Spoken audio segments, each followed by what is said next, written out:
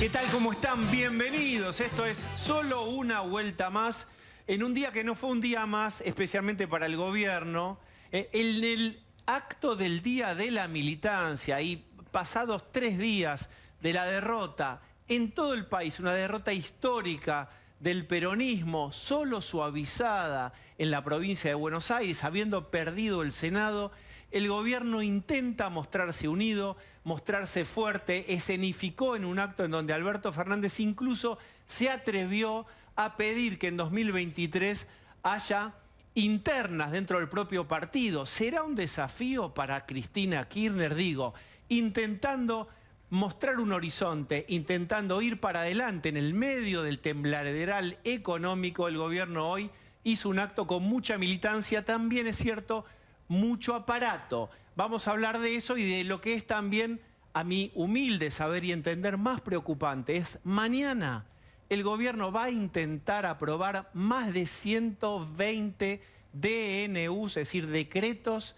Mañana va a intentar aprobarlos rápido, urgente, con el apremio de saber que en diciembre pierde el poder en la composición de las cámaras. Van a apurar, van a empujar, asegurarse un montón de cajas y un montón de leyes con las que este gobierno está de acuerdo. ¿Por qué? Porque pues cambia el poder en la Argentina. Presento al equipo. Está Adriana Amado, ¿cómo estás? Buenas noches, ¿cómo están? Está Pablo de León. ¿Cómo te va?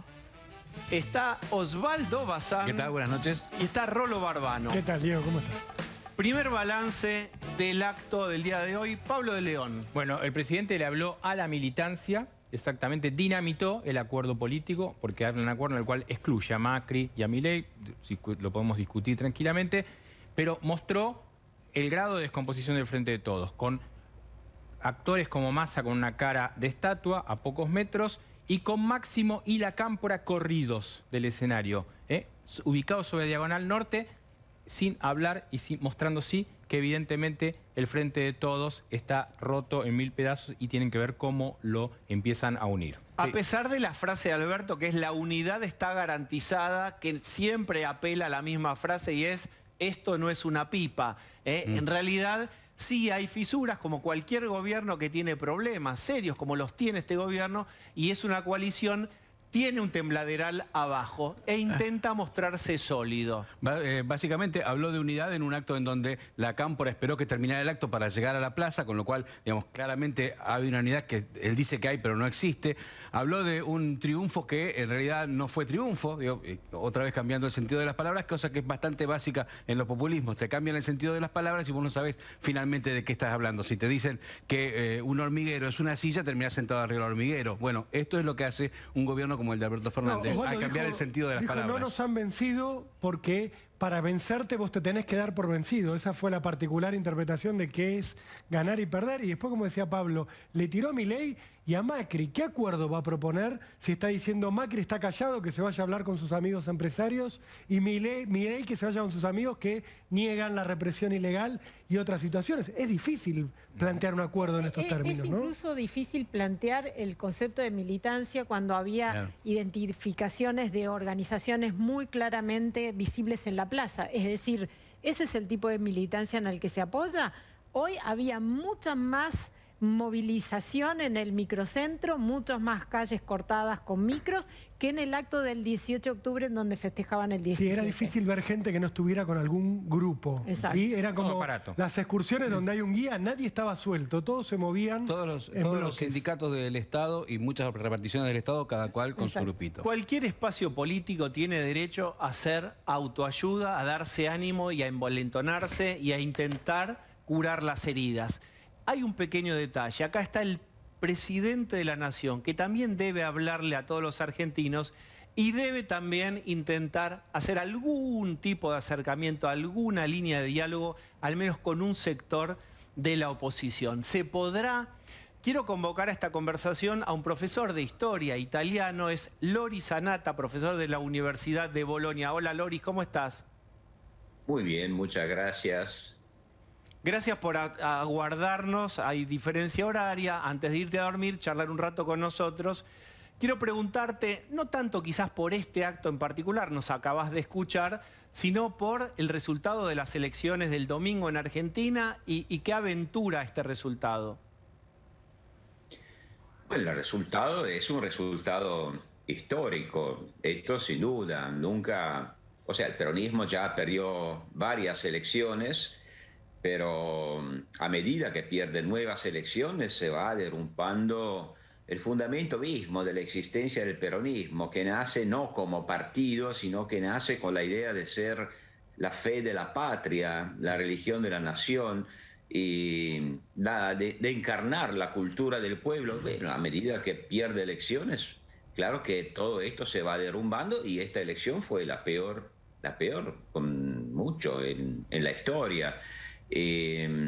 Ahora, claro que esto abre un escenario, yo no soy analista político, soy un historiador, así que a lo mejor me equivoco, pero abre un escenario bastante inquietante, preocupante. O sea, por un lado, el desafío es que este partido basado en la fe se transforme tomando nota de la realidad en un partido como los demás, o sea, que acepta finalmente que es fisiológica la alternancia de poder en base a las instituciones republicanas. Ahora, la primera reacción que veo, no, va en sentido contrario. ¿A cuál te referís? ¿A cuál reacción? Bueno, me refiero a la celebración de la derrota. Ojo, porque puede parecer un chiste, o sea, uno puede hacer miles de memes, ¿no?, sobre un partido que pierde las elecciones y festeja. Yo creo que sea un caso realmente a la Macondo, casi único en el mundo, no sé, es surreal, pero al mismo tiempo cuenta muchas cosas de la cultura política que sigue en pie en el peronismo. Pues la democracia está hecha no solamente de reglas, sino también de convenciones, de rituales, o sea, están basados sobre el reconocimiento de alguna regla básica que entre ellas significa ganar y perder, o sea, reconocerlo. Lo que está haciendo el presidente Fernández en este momento recuerda siniestramente, permítanmelo decir, bueno, Maduro después de las elecciones legislativas en Venezuela de 2015. Cuando perdió las elecciones, Maduro no dijo perdimos las elecciones, ganaron los opositores, dijo seguiremos gobernando con el pueblo. O sea, dentro de la visión populista, lamentablemente, su pueblo, aunque sea, qué sé yo, el 33% en este caso, si recuerdo bien, más o menos, para ellos es el único pueblo que tiene derecho a gobernar. Claro que esto no es compatible con ninguna democracia, en ningún sentido la democracia donde exista. Adriana Amado. Sí, como historiador usted puede observar que muchas veces este tipo de movimientos, cuando están en su declive, se vuelven más reaccionarios y entonces no exageran estos gestos. ¿Podríamos estar llegando a una instancia de un cambio de ciclo del peronismo? Siempre es difícil prever el futuro. Sabemos todos que el peronismo tiene 1000 vidas y tiene una extraordinaria capacidad de recompactarse cuando gobiernan los demás. Eso ya pasó varias veces y no excluyo que pueda pasar otra vez. Pero repito, ya es una serie de derrotas que van destruyendo el mito del partido de la patria, del partido del pueblo. Ya no tiene ningún sentido. Ahora, claro que un animal, entre comillas, metafóricamente herido, puede volverse peligroso. Y ya lo estamos viendo un poquito. O sea, ¿qué puede ofrecer un movimiento de ese tipo? O radicalización, volver a las fuentes, ¿no? Volver a las banderas más tradicionales, vender ideología cuando no tiene otras cosas para vender, identidades. Y por el otro, intentar dividir la oposición. Supongo que esta es un poco la estrategia que intentará seguir el presidente Fernández ahora. Ahora, claro que, no sé, el presidente Fernández, para intentar una maniobra de ese tipo, o sea, dividir la oposición, debería ser un presidente con autoridad, con credibilidad. Yo creo que en los años ya se la gastó toda. O sea, ¿quién le cree al presidente? Lamentablemente dijo y desdijo todo. O sea, uno ya no sabe qué opina de nada. Así que lo veo muy débil, muy incapaz de hacer una jugada como esta. Loris, sin embargo, el presidente está diciendo, y otros funcionarios también, que tienen intención de acordar con el Fondo Monetario Internacional y para eso va a haber que presentar un plan. Es decir, ahí va a haber necesariamente cierto ejercicio, entre comillas, de racionalidad más que de radicalización. ¿Imaginás que pudiera haber un acuerdo y cierto tránsito hacia el ordenamiento de algunas variables económicas? ¿Es un plato posible de la casa? Yo creo que la racionalidad, la sensatez, no solamente son virtudes que cualquier político debería cultivar siempre, no solamente cuando el agua le llega a la garganta, pero más en esta condición en que se encuentra Argentina. O sea, en realidad no es que el gobierno tenga varias opciones, solo tiene esta y probablemente intentará cargar sobre las espaldas también de la oposición más moderada las decisiones que tienen un costo político elevado que tendrá que hacer, entre ellas el acuerdo con el fondo. Ahora, sin embargo, atención, este tipo de movimientos, deber tomar medidas racionales.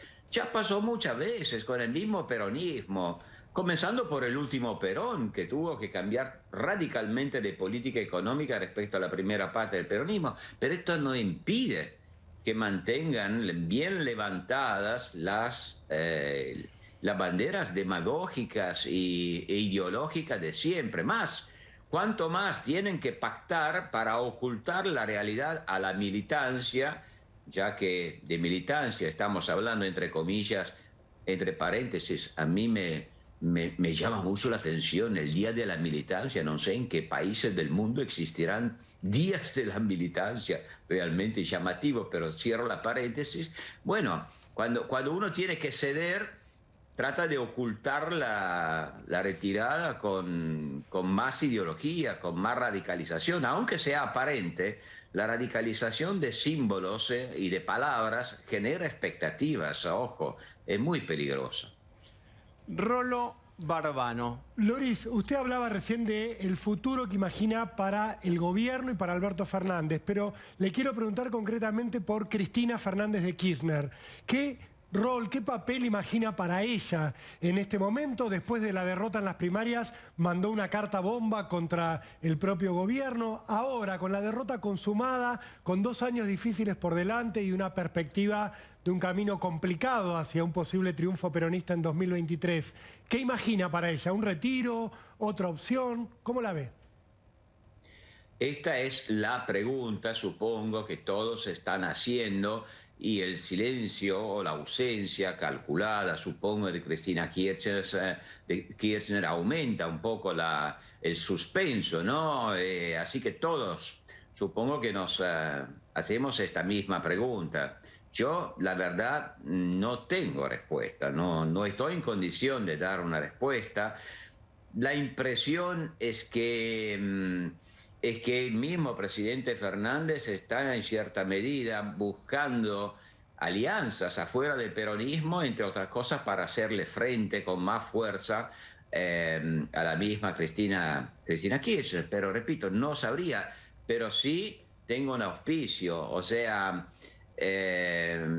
claro que estamos en una situación muy peligrosa y muy típica en la historia argentina, en que la crisis peronista amenaza transformarse en una crisis sistémica que causa desastres a todo el país. Ahora, lo único que uno puede desear es que el peronismo solucione de una vez sus problemas internos de forma civilizada, democrática y transparente en la medida de lo posible, y que no involucre con sus decisiones a toda la población, porque a esa altura tampoco, repito, puede decir representar la mayoría del país, representa una minoría, y una minoría ni siquiera tan significativa como fue en el pasado. Así que debe tomarse las medidas y comportarse a la medida de la representación que tiene en este momento. Pablo de León. El otro día un exintendente, Paco Durañón y Bedia, que nadie puede decir que no es ultrakirchnerista, puso una foto de cómo había sido la elección en el conurbano y después cómo había sido en el resto del país. Y se preguntaba, ¿dejamos de ser un partido nacional para ser un partido del conurbano?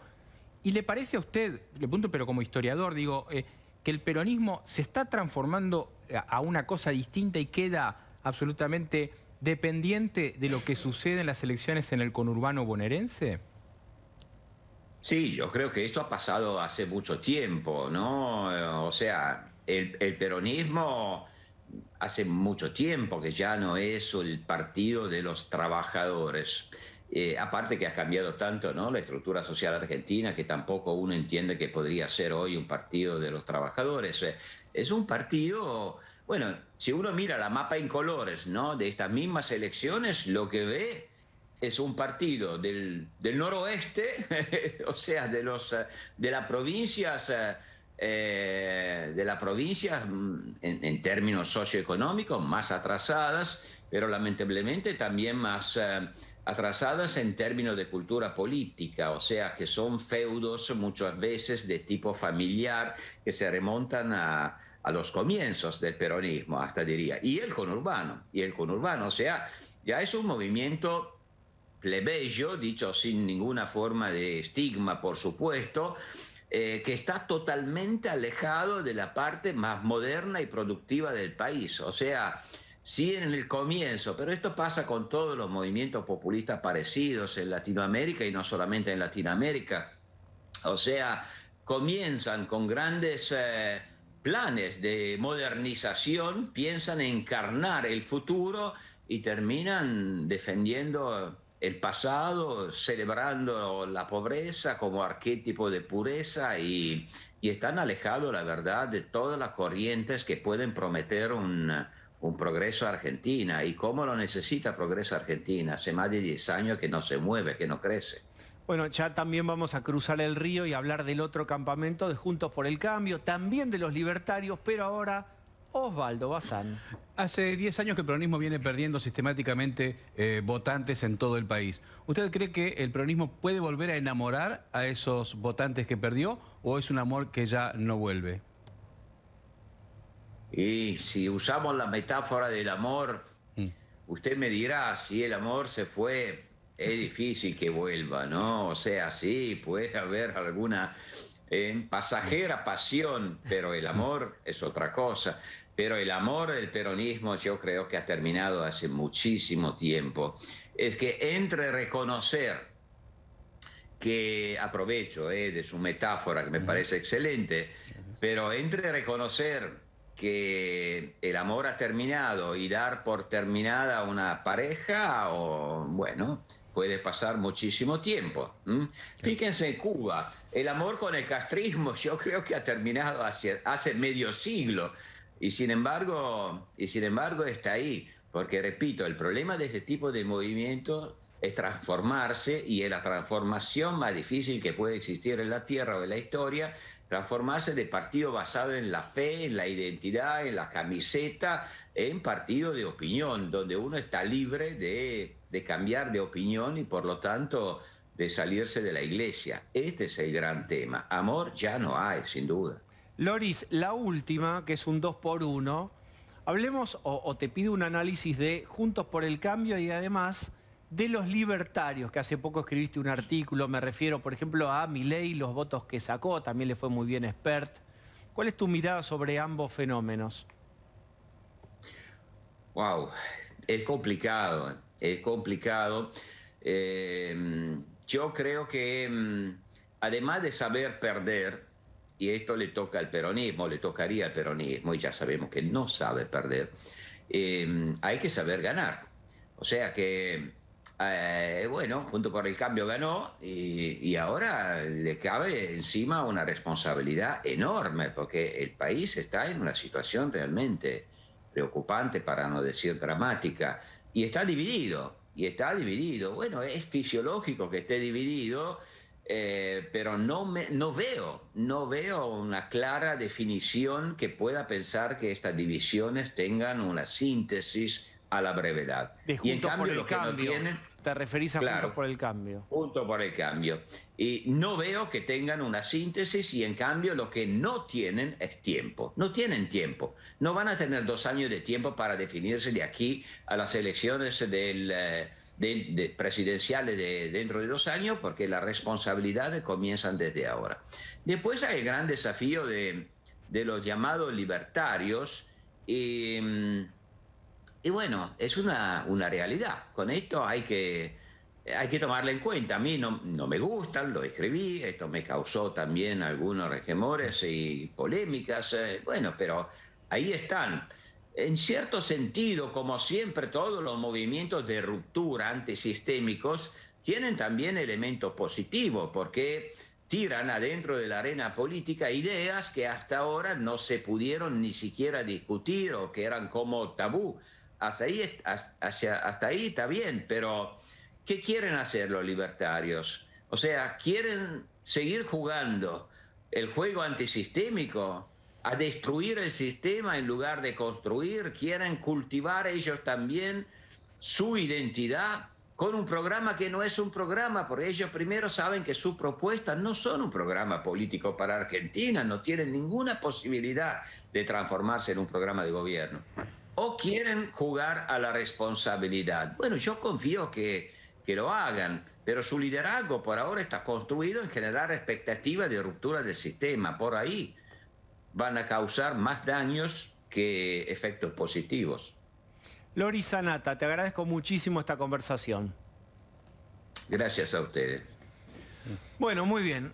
Hemos debatido un poco acerca del resultado de las elecciones y los roles que tendrá cada uno de los actores políticos. Se suma a esta conversación también Mario Negri, y como en el dominó, quiero que empalmes tu ficha con la última ficha sobre Juntos por el Cambio de Loris, que es, ahora vamos a hablar de lo que va a pasar mañana en diputados, etcétera, pero vayamos a la ficha de dominó que dejó ahí Lori Sanata, que es poco tiempo y muchas diferencias. Lo primero que coincido con lo que dijo él, además de su claridad en general, es que los tiempos se acortan, que la fatiga social es muy alta y que no hay espacio para el fracaso. Eso, para Juntos por el Cambio, es un desafío enorme, porque nosotros queremos que se logre un combo perfecto en un país imperfecto, que es ser oposición, no empujar al gobierno, que es lo que corresponde, que no cogobernemos, que además arregle los problemas y que nosotros seamos una alternativa. Es un desafío muy grande en un país como este, que se prende y se apaga la luz cada 5 minutos. Entonces, tampoco es un gobierno que tenga 6 meses por delante. Es un gobierno que tiene 2 años. Y en los 2 años, la misma sociedad que hoy se canalizó a través nuestro en su bronca contra el gobierno o su insatisfacción, dentro de poco tiempo nos va a pedir que aunque estemos al frente, le ayudemos a resolver las insatisfacciones que el gobierno no le ha resuelto. ¿Por qué? Porque las sociedades no distinguen, desde llegado un momento a la desesperación, quién gobierna y quién no gobierna. Lo que quiere es que le respondan a su problema. Que la clase política resuelva. Sí. Bueno, pero es otro tema, otro día si querés lo de la clase. Pero creo que hay un hilo... Sacá clase, que la política resuelva. Creo que hay un hilo, cada día el hilo es más delgado. Sí. Entonces, una fuerza política que además es una coalición, lo que significa que es más de uno distinto, tiene que ordenar sus prioridades. No tiene espacio para veleidades personales. No tiene espacio para cambiar el orden de prioridades. No tiene espacio para cambiar los tiempos de cada cosa. Los tiempos de cada cosa lo ordenó la sociedad. Y las sociedades, en mi criterio, no se suicidan. Las sociedades van hacia adelante y van en búsqueda de que alguien les interprete la posibilidad de esa solución. Y con paciencia más corta. Entonces, no es la misma paciencia del 2015, ya no existe más eso. No es la misma paciencia del 2017 ni del 2019. Todo, así como cambió el mundo, también en la Argentina. Por eso a mí me preocupa enormemente Yo creo que hoy el presidente sale más débil que la debilidad del resultado electoral. ¿Por qué? Porque iluminó las contradicciones del poder. ¿Qué quiere Y además decir? ¿Qué iluminó concretamente? ¿Qué Buscó viste? malos ejemplos. Buscó las diferencias que existen en el peronismo, con la cámpora, con el peronismo tradicional, con él, con el kirchnerismo, con la vice. Evidenció. Y además pareció un mosquetero que salía a desafiar el futuro y todo el mundo sabe que no está en condiciones de pelear 10 minutos. No está en condiciones por la debilidad, por la falta de credibilidad. Entonces, terminó el acto. Hoy terminó el acto. Mañana, ¿qué Argentina sigue? ¿Qué nos dijo en el acto? ¿Qué le dijo a los argentinos que 7 de cada 10 eligieron otro camino? Y le dijeron por ahí no. ¿Qué le dijo? Que Milei, que Macri, no. ¿Qué les dijo? Nada, habló para el Lo que vos planteás es ¿qué hay para esos 7 de cada 10 que no acompañaron al Yo creo gobierno? que salió más débil porque hoy lo que hizo fue aumentar la incertidumbre, aumentar la desconfianza y empujarte a la distancia. Eso es lo que hizo. Bueno, ahí hay una paradoja que es vos tenés que hablar del Día de la Militancia, tu espacio político, pero también estás hablando como presidente de la Nación en un país que está acuciado de problemas sociales, económicos. Entonces, ¿qué tengo que escuchar? ¿Al que le habla a la militancia o al que no le habla a los 7 de cada 10? En ningún momento habló como presidente de la Nación. Bueno, ahí está la cuestión. Pero a mí me parece que el domingo pasó una cosa que era interesante desde lo teórico. Si querés, que el presidente habló desde Olivos y llamó a un acuerdo. Como presidente. Como presidente. Y después fue un acto y habló que después me parecía que por ahí una salida podía decir ganamos, perdiendo, todas las arras esas, pero después empezaba a correr el reloj. El problema es que el presidente, tanto en el discurso que hizo desde Olivos como hoy en el que hizo, llama a un acuerdo, pero excluyendo todo el tiempo. El otro día era Macri el culpable de la deuda y hoy era Macri haciendo negocios y Milei, o sea, los termina inflando a sus enemigos, con lo cual digo,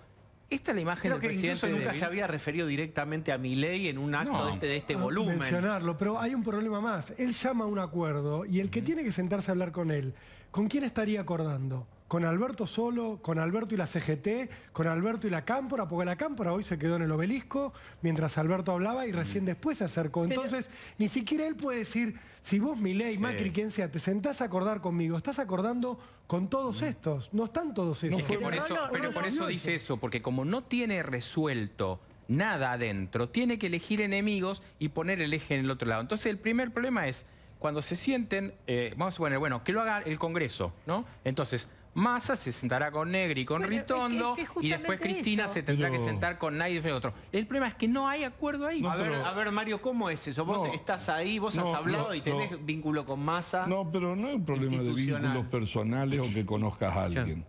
Lo primero que tiene que tener es un mensaje de llamar al acuerdo adentro. Porque fíjate que en mi criterio equivocado el ejemplo que buscó y triste.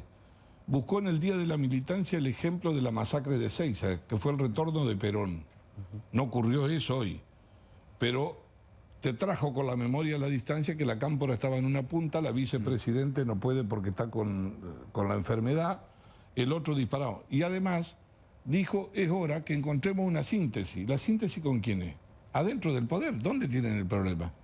¿Dónde tienen que hablar? No, perdóname, incluso ofreció la herramienta de internas. Pero ¿entendés que también es fuerte? Y yo le pregunto, a Pablo de León, ¿eso es una suerte de frase para Cristina, un desafío? Es decir, ¿vamos a ir a internas? Yo lo que digo es, no tiene espalda para desafiar a Cristina, claro. Alberto Fernández. No tiene espalda y no tendría espalda menos en una plaza. ¿Qué quiere decir vamos a ir internas? Deberíamos ir internas en 2023. Yo te diría que creo que en este momento, y uno está averiguando, porque esto pasó muy fresco, digo, es el único punto en el que hay un entendimiento, en que se equivocaron, y el propio Larroque se lo decía a Sandra Borghi acá hoy a la tarde, cuando ella lo entrevistaba en el Obelisco, hay un acuerdo en que se equivocaron y que ellos tendrían que haber dirimido en una paz. Entonces es un acuerdo a priori. Yo te digo, no hay acuerdo en nada más. En nada más hoy hay un acuerdo en el frente de todos. Bien, entonces ¿cómo va a ser? Yo discrepo. Venimos escuchando, a ver... Respetuosamente, no, claro, coincido con Pablo en el análisis, pero discrepo en una cosa. El camino del atajo, de que le hubiera ido mejor si tenían paso, es decir, que no tenían otro problema con la sociedad. El problema era que de Ramos no hacer las pasos. No. acá hay un punto de inflexión, nos vamos a equivocar nosotros, lo dijo Lori en alguna medida. Hay un tema más de fondo, algo está pasando en la sociedad.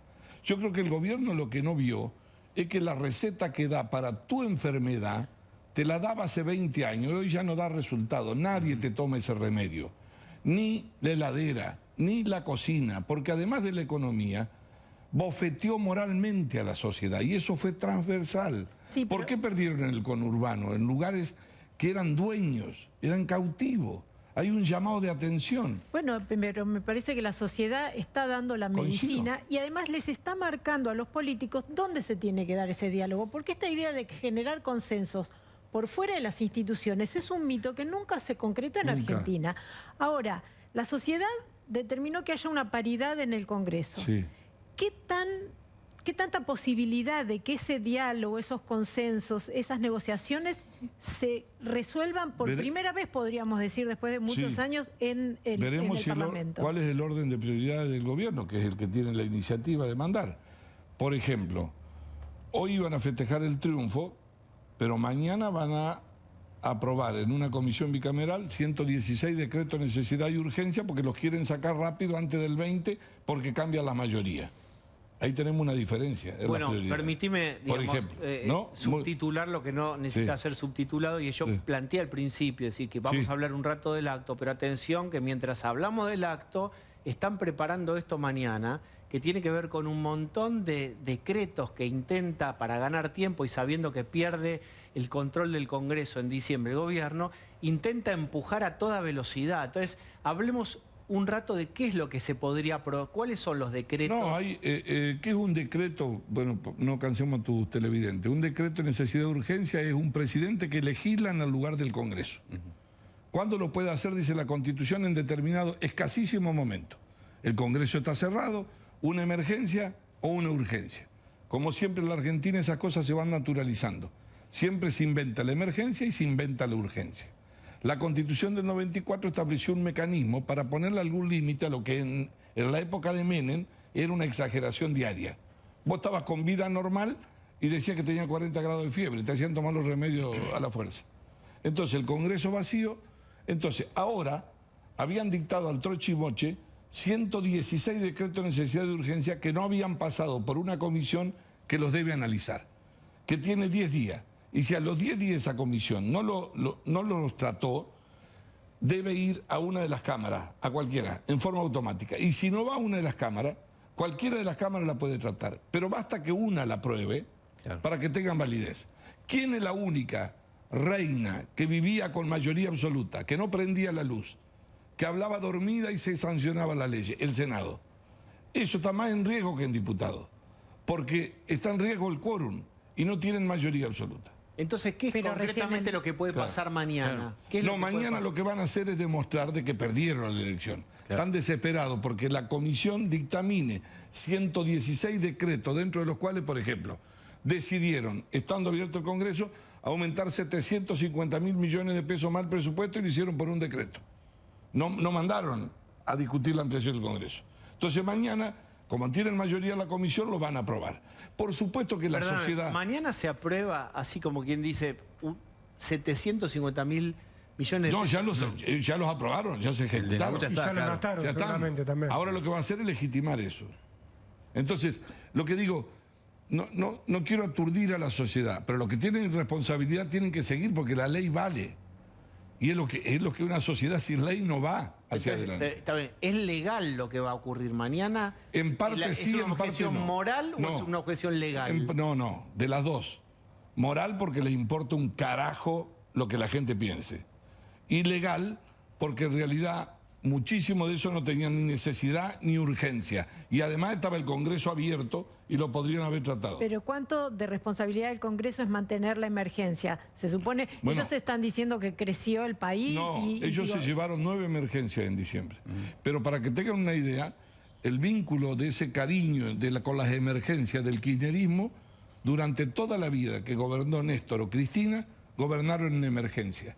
Aun cuando la economía crecía al 7 o el 8%. ¿Por qué? Porque la emergencia no era la economía. Son los poderes del Congreso que se le transfieren al presidente. Entonces, ¿estos DNU van a salir finalmente legalizados? Mañana sí tienen mayoría. Pero ¿qué conejos salen de la galera y son cosas que van a ser sorpresivas? Todo lo que podés ver. Por ejemplo, vos podés estar de acuerdo o no. En la época del gobierno anterior, si un extranjero que entró acá ilegalmente cometía un delito, vos lo podías expulsar. Ellos derogaron eso. Sí. No, por ejemplo, te estoy diciendo. Sí. Cosa gruesa. Y esa derogación fue a través de un DNU. Mario. Exactamente. Y eso lo tienen que en vez de ratificar mandar ahora. a modificar la ley, hicieron un DNU. Ya es Modificar imparable. esa ley secreta. Ya es imparable. No, es ejecutable, sí es imparable. Porque tienen número. O sea que de Por nuevo eso van a se salir. apuran. Pero lo que tiene que ver con lo que decía Amado, ¿qué congreso vas a tener? 116, 117 diputados cada uno de los bloques, casi una paridad. Bueno, Pablo sigue el tema. Y en el medio van a quedar unos 20 que dan vuelta, ¿no? Entonces, ya en diputados nosotros algunas cosas podíamos parar. ¿Qué diálogo? Pregunto, ¿el orden de prioridades es seguir con el Ministerio Público o con la ley de alquileres? ¿Qué es lo que quiere hacer el gobierno? ¿El orden de prioridades es que va a parar la emisión o le va a dar vuelta 4 veces más a la manijita? ¿Cuál es? ¿Cuál es el plan? ¿Cuál es el rumbo? ¿El acto? Digamos, ahora, ¿se puede discutir la agenda del Congreso con esta nueva conformación después de la elección? ¿O no? No, nosotros... Porque es verdad que hasta ahora sí, bueno, vamos a discutir la ley del Ministerio Público. No, la agenda hasta ahora la ha hecho el gobierno. Que no se pudo avanzar. La agenda nuestra nunca se pudo discutir, obviamente, pero nosotros vamos a construir una agenda de acuerdo a lo que la sociedad suponete, demanda. vos decís, modificación de la ley de alquileres. Sí. ¿Hay una intención de Juntos por el Cambio de Sí, por modificar? supuesto. Sí, bueno, ya lo con la planteamos nueva varias veces. conformación, ¿se puede hacer o no? Yo creo que hay un camino que se abre porque los opositores que no son de Juntos por el Cambio conforman un bloque, aunque algunos tengan de origen el peronismo, que son muy opositores al gobierno. Espera. Podés llegar a un número. Pablo de León, Claro, pero- ¿viste? Siempre, digamos, los que quedan en el medio para definir una Sí. cámara que está pareja son los que en la subasta empiezan más a cotizar. No lo digo literalmente.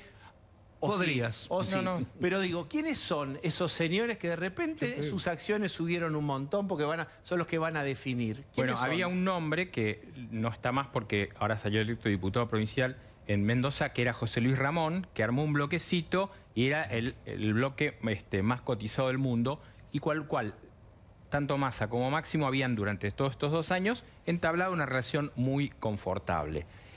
La mirada va ahora al Senado, porque ahí van a haber 3 senadores claves y 3 senadores que pueden llegar a cotizarse en términos políticos. Son los que te pueden dar ¿cierto? quórum para un lado o para el otro. Exactamente. Y en diputados todavía falta ver y peinar, porque, por ejemplo, se está discutiendo si entra uno de expertos, si entra Randazzo. Entonces ahí va a haber una discusión complicada todavía y no está fino el número para lo que vos preguntas. También en La Rioja, ¿no? También en La Muy Rioja. acertado lo que dice Pablo, con una diferencia que antes estaba mucho más atomizado. Claro. Ahora nosotros seremos 117 y ellos son 117 o 116 uno o 116 el otro. Claro, pero en hay el un medio tema- vos vas a tener 4 de la izquierda, Sí. ¿no es cierto? Tenés seguramente de Milei 2, tenés 2 de Esper, ya son 8, ¿no es cierto? Sí. Y después tenés lo que era un antiguo bloque federal, donde se le cayó uno, pero hay 3 diputados del peronismo de Córdoba, o sea, de Schiaretti, donde tenés 2 socialistas, donde tenés que quedaba de la Baña 2 diputados, y los misioneros que antes estaban en el bloque de Ramón, que dice él, que siempre se mostraban independientes, pero le votaban todo, Zapac, que tenía uno solo. Yo lo que me pregunto es, con este gobierno sin rumbo, aún esos que se cotizaban, ¿están en condiciones de jugar a la mancha con este gobierno? Bueno, está bien. Está pasando, es la avioneta que pasa, la avioneta va Mario Negri con el cartel atrás advirtiéndoles, miren que los van... Pero no por nosotros, No, está bien, pero digo vos, por la gente. Está bien, vos estás advirtiendo ahí, ojo cómo van a jugar. Pero fíjate, en el Está bien, Senado, vos estás después ellos van a jugar. Pero en el Senado está más claro porque vos Sí. tenés, por ejemplo, la mujer de Schiaretti. Schiaretti. En Córdoba no puede hacer cualquier Claro. cosa. Después está Alberto Beretilnec, el ex gobernador de Río Negro, que quiere volver a ser gobernador, entonces no puede hacer cualquier cosa porque tiene futuro político. En cambio, como decía Negri, en diputados hay una parte ahí nebulosa Más confusa. donde pueden pescar ¿Y un qué poquito, otras pero está cosas- medio ¿Qué justo. otras cosas están haciendo antes del cambio de mayorías o el No, cambio por de diciembre? ejemplo- Hablabas de los DNU, pero ¿hay No, algo pero por más ejemplo, que haya que mirar? el día viernes antes de la elección vino un ataque hiperkinético para que funcionen las comisiones en diputados, que comenzaron ayer y hoy, una tras otra, donde hay proyectos que no son fuertes, otros sí, pero ponerlo en marcha. Ahora, el que no va es el ministro de Economía. Desde que mandó, bueno, lo entiendo, el presupuesto eso no existe más, es una ficción, es un papel, no guarda con la realidad. Pero nadie dice si va a ir alguien. Dice que han prorrogado las sesiones ordinarias como un gesto a la oposición. No, las prorrogan para tener más días, para sacar más cosas lo más rápido posible con el número que tienen hasta el 10 de diciembre. Porque el 10 de diciembre se cambia la composición y después no queda casi nada hasta fin de año. Pero de cualquier manera, yo creo que el mensaje en un programa muy visto y con el análisis de Lori, para no bajarlo yo a ese análisis, es hoy, ¿tenemos más certidumbre que ayer o más incertidumbre? Más incertidumbre. ¿Tenemos un presidente que dijo me equivoqué? No, es un presidente que dice que ganó. ¿Tenemos un presidente que dice vengo en nombre de todo el peronismo, por eso hicimos este acto a decir que nos equivocamos? No, vino a iluminar a un peronismo volado por 4. Entonces, yo te pregunto, ese es el problema que hay. Tenemos un minuto, pero mira este ejercicio. Ahí está muy empatado el Congreso. Agarras una tiza, te subís y lo dividís casi igual. ¿Hay algún proyecto de ley que sea estructural, importante para la Argentina en que ambos campamentos estén de acuerdo? Debería ¿Uno haber. solo? Y debería haber muchísimo. Por ejemplo, algunos desastres que han hecho a nivel institucional, con leyes institucionales, en términos de la economía, en términos de lo que hicieron con los jubilados. Acordate que ellos... Eso es en lo que no están de acuerdo. Yo te digo, digamos, si están obligados a sacar algo en común, ¿hay una sola cosa en la que estén de acuerdo? No, deberíamos estar obligados todos responsablemente por parte nuestra en abordar rápidamente y con urgencia 3 o 4 problemas centrales por el cual la Argentina va a volar por el aire y que no hay que esconderlo. ¿Qué está pasando con la emisión monetaria en la Argentina? ¿Qué pasa con la inflación en la Argentina? ¿Qué pasa con los impuestos? Nosotros no vamos a votar ningún aumento de impuestos más. ¿Qué programa tienen para bajar los impuestos? Y el presupuesto sincerarlo. Y el acuerdo con el Fondo Monetario, llevarlo rápido para que lo discutamos en el Congreso. Bien, me permiten, tengo que hacer una tanda y después vamos a hablar un ratito más entre nosotros y con Mario Negri. Dale, tanda.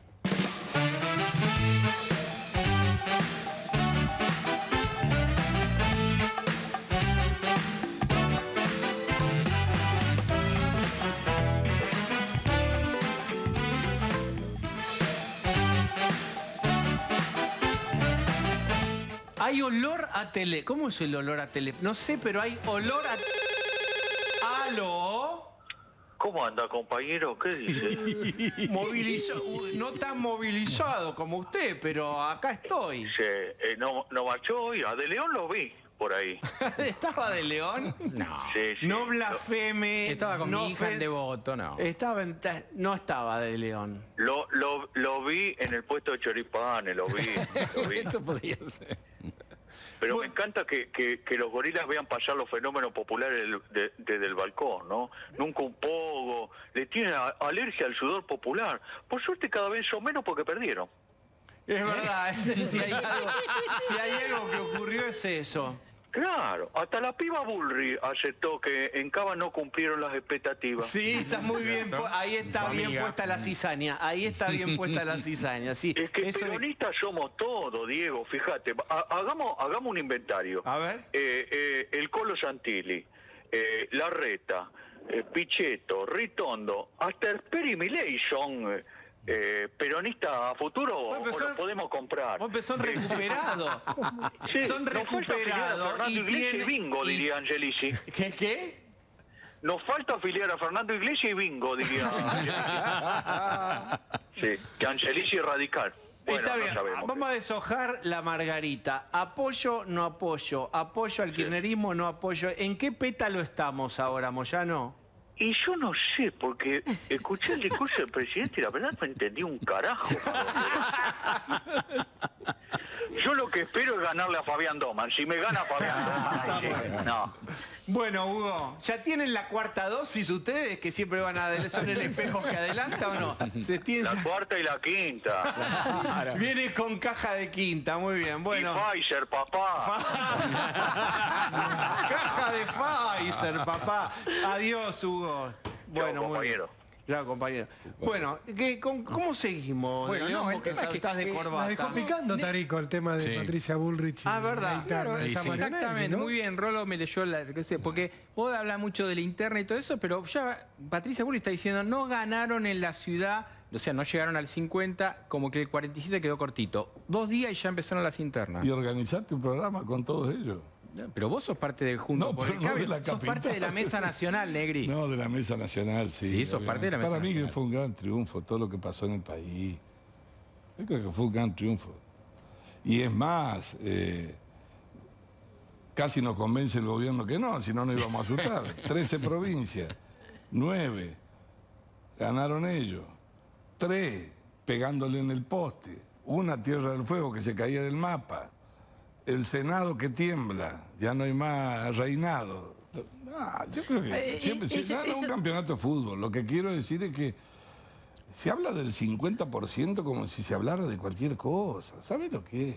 A un gobierno que 7 personas te digan que no de cada 10.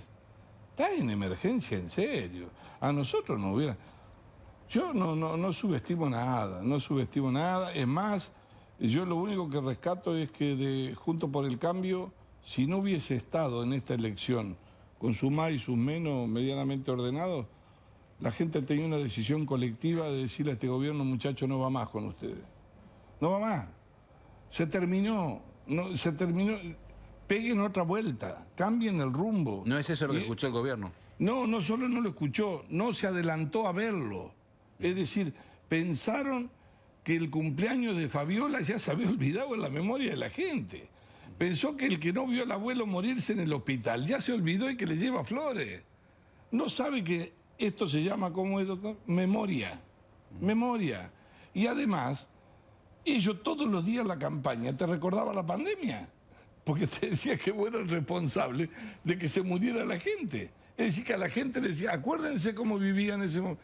Nada, yo creo que hay un agotamiento y no menosprecio. ¿Qué es el peronismo hoy?